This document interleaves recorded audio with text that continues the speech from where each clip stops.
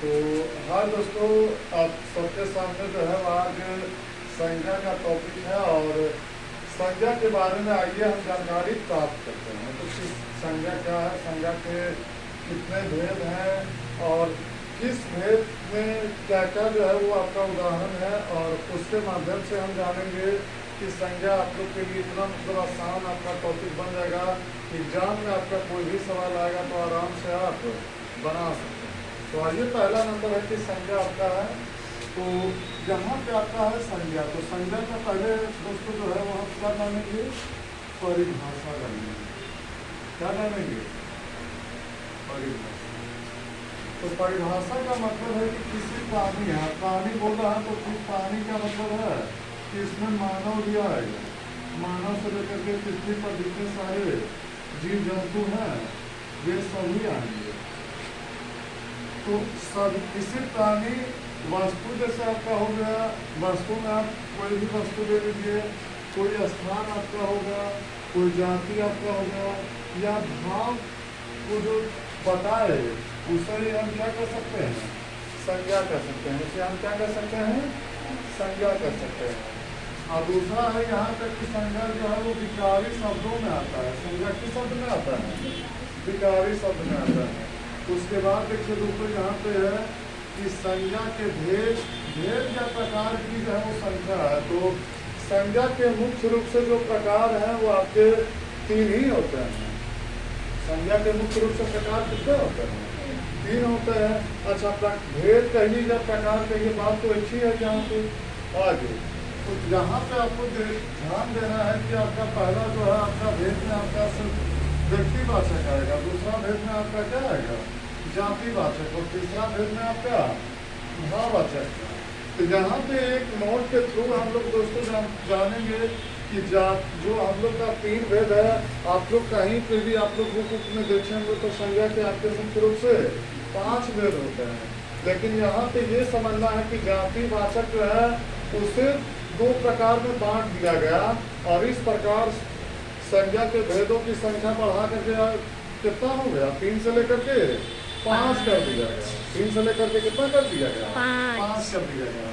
तो यहाँ पे दोस्तों देखिए हम लिखे भी हैं कि जातिवाचक संज्ञा जो है वो 2 प्रकार के होते हैं।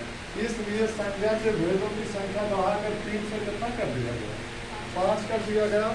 आइए आप एक एक करके लेके चलते हैं। लेकिन यहाँ पे दोस्तों ध्यान दीजिएगा कि जातिवाचक संज्ञा के जो प्रकार है वो कितने हैं, 2 प्रकार हैं। कितने प्रकार हैं, 2 प्रकार हैं। यहाँ पे दोस्तों एक बात आप लोग ध्यान रखिएगा कि एक प्रकार में आपका आएगा जाति समूहवाचक और एक प्रकार में आपका आएगा द्रव्यवाचक। तो आइए एक एक करके बात करते हैं कि संज्ञा के जो मुख्य रूप से जो 3 भेद और उसके अलावा जातिवाचक के जो प्रकार हैं 2 प्रकार, एक एक करके उसके बारे में हम जानते हैं। तो यहाँ पे आपका दोस्तों है कि व्यक्तिवाचक संज्ञा। व्यक्तिवाचक संज्ञा के बारे में जानते हैं कि व्यक्तिवाचक संज्ञा आखिर क्या। तो वैसी संज्ञा जिसमें किसी वस्तु बोला है, जिसमें किसी वस्तु बोला है, व्यक्ति के बारे में बोला है, या स्थान आदि के नाम को दिखाया गया है। स्थान बोलिए, जैसे आपका हो गया दोस्तों कोई भी शहर घर का नाम, कोई भी आपका जगह का नाम बोला है, तो वो सब है।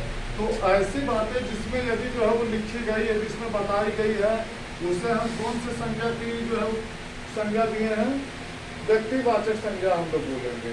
जैसे में दोस्तों यहाँ पे आपका है क्या, राम। तो राम एक प्रकार का क्या है, नाम है। श्याम है, श्याम भी एक प्रकार का नाम है। उसके अलावा दोस्तों देखिए यहाँ पे आपका दिल्ली है। तो दिल्ली कहीं ना कहीं एक आपका स्थान है, एक जगह है। उसके बाद है एक लखनऊ है। तो लखनऊ भी कहीं ना कहीं एक शहर है, एक जगह है। उसके बाद देखिएगा यहाँ पे जो है वो बजाज पंखा है। पंखे में भी होता है कि जैसे आपका उसका कंपनी और वगैरह जो है वो हर एक कंपनी का आपका अलग अलग जो है वो पंखा वस्तु रहता है, ठीक। और यहाँ पे है आपका पेन में भी बहुत सारा आपका पेन आता है, जैसे लिंक ग्लेशियर हो गया, अग्नि 2020 हो गया। और उसी के थ्रू आपका जो है वो सबसे जो पुराना आपका पेन जो है वो सेल्लो पेन आता है। कौन सा पेन आता है, सेल्लो पेन। तो अर्थात ये सब बातें जहाँ पे आपका दिखाई देगा वहाँ आपको क्या समझना है कि ये संज्ञा कौन सा है, व्यक्तिवाचक संज्ञा।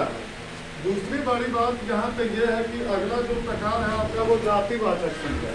आइए जातिवाचक के बारे में बात करते हैं। तो वैसी संज्ञा जिसमें किसी वस्तु के बारे में बोला, जिसमें किसी वस्तु और जिसमें प्राणी के बारे में बोला है। तो प्राणी में तो आपके धरती पे पृथ्वी पे सभी जीव जंतु आएंगे ना। ऐसा नहीं कि केवल उसमें मानव आएगा और बाकी बात आपका सारा जीव जंतु नहीं आएगा। सभी की बात कर रहा हूँ। तो आदि की पूरी प्रजाति को दर्शाता है। पूरी किसको दर्शाता है? अब प्रजाति का मतलब ये होता है कि जैसे आप मानव ले लीजिए, तो मानव कहीं ना कहीं ये अपने आप में एक प्राणी है। तो मानव के अंतर्गत तो दो ही प्राणी है, एक लड़का और लड़की है। इसके थ्रू और कोई उसके थ्रू और कोई जाति है क्या? नहीं है। जहाँ पे आपको ध्यान देना है कि पूरी प्रजाति को बताया गया है, तो उससे हम क्या कहेंगे? जातिवाचक संज्ञा कहेंगे।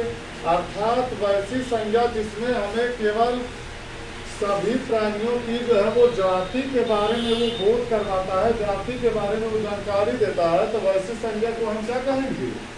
जातिवाचक संज्ञा कहते हैं। आइए एक करके एग्जाम्पल के थ्रू जानते हैं। जैसे आपका गाय हो गया, गाय में भी है कि गाय में भी बहुत सारी प्रजातियां रहती है ना।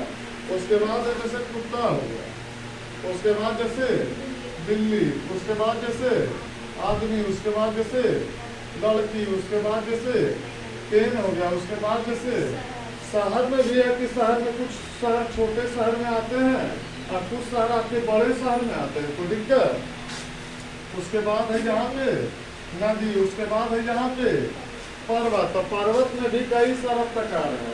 मान लिया जाए कि कोई छोटा पर्वत है तो कोई बड़ा पर्वत है, अर्थात पर्वत जो है वो पूरी प्रजाति को बता रहा है ना। और उसके बाद है जैसे आपका बीमारी हो गया, तो बीमारी में जैसे कोई भी आपका बीमारी हो गया तो कहीं ना कहीं वो उसका सब बीमारी अलग अलग है ना।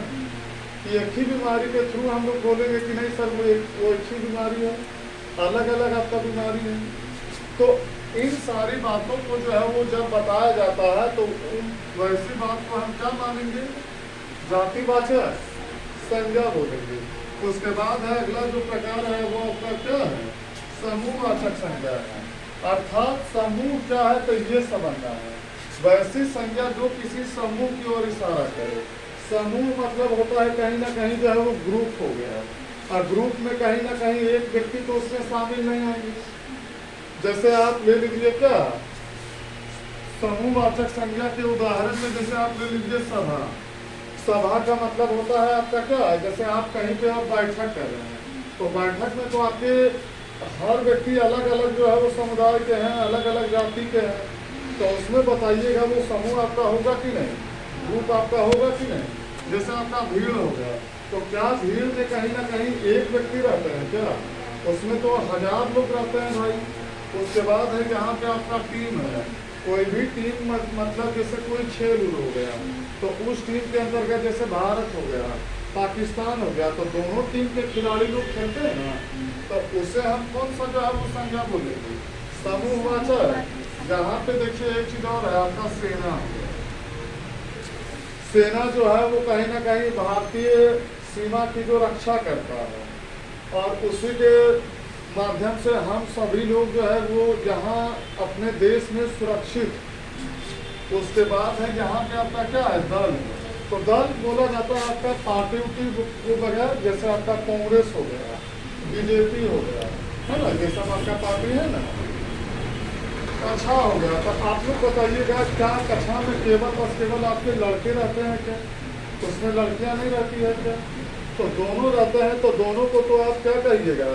आप लोग कभी कभी ये सुनते होंगे कि मैन हो या सर हो, सब लोग कभी कभी बोलते हैं कि लड़कों के समूह में जा करके मैंने शिक्षा दिया। या कभी कभी ऐसा भी आपका होता है कि वो बोलते हैं कि लड़कियों के समूह में जा करके मैंने ये बात बोला। अर्थात वो पूरी लड़कियों के लिए बोले हैं ना, कि केवल एक लड़की के लिए बोले हैं, पूरी लड़की के लिए ना। तो यहाँ पे ध्यान देना है कि समूह की ओर इशारा करें तो उसे हम क्या बोलेंगे? समूहवाचक संज्ञा कहते हैं। तो दिक्कत नहीं है। आगे जहाँ पे एक